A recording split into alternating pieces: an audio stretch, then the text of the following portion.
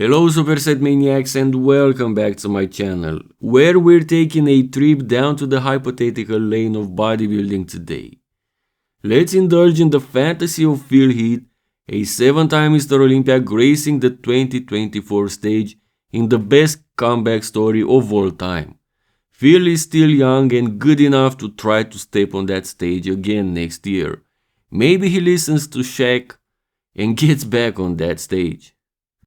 Now, what can we expect from Phil if he came back in 2024? I mean, he would for sure not look like his prime self like between 2011 and 2013, especially in the midsection. Also, I think that with the right prep, he could look better than in 2020, as far as the midsection is concerned, but also overall with fullness and everything. So my best guess, if he were to bring his possible best in 2024, he could look similar to 2018.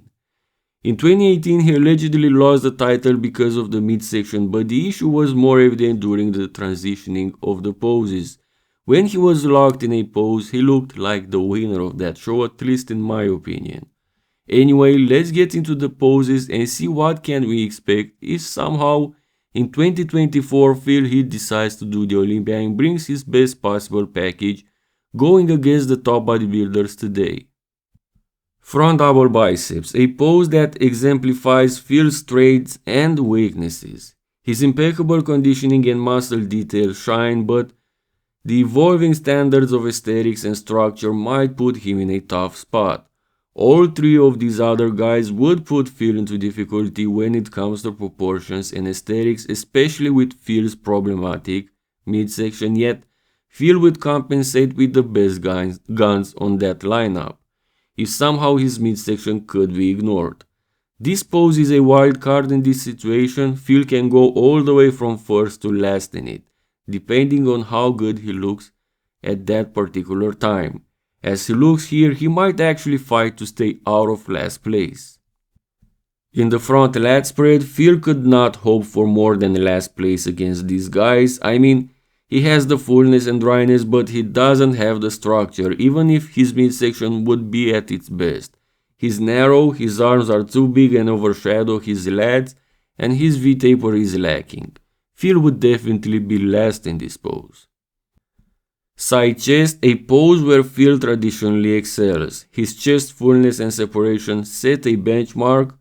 Those arms and shoulders may be too much for these guys, who none of them excel at these departments from the side chest angle point of view.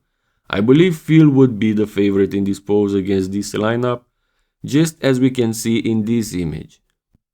Back double biceps, a pose where Phil has made history. His back, filled with density, striations and detailed muscle, commands attention. Derek, with his impressive fullness, offers a tough fight, but Phil's signature muscle detail secures his position.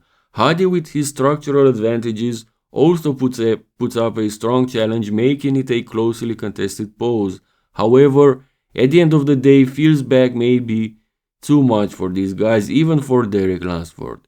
Aside from the back, Phil also wins the guns, the biceps, the lower body against all of them, so I see him as the favorite in this pose. Back lat spread, another pose where Phil's prowess is undeniable. His muscle separation and conditioning outshine all competitors in history maybe in this pose. Granted, all three of these guys are wider than Phil, but this was never a problem for him in this pose. Just look at him. It looks like he brought his armor on stage with him. It doesn't even matter that he's the most narrow guy on that stage. His back lat spread posing is undeniable, and I believe he would win this pose as well, looking like that against this opposition. Side triceps, a pose where Phil showcases some of the best tricep development of all time. In my opinion, if he holds his midsection in check and brings a similar level of conditioning and form, he walks away with this pose, no doubt. His arms and overall presentation are too much for arguably anyone in history, let alone these guys, who, don't get me wrong, all look pretty good in their own way in this pose.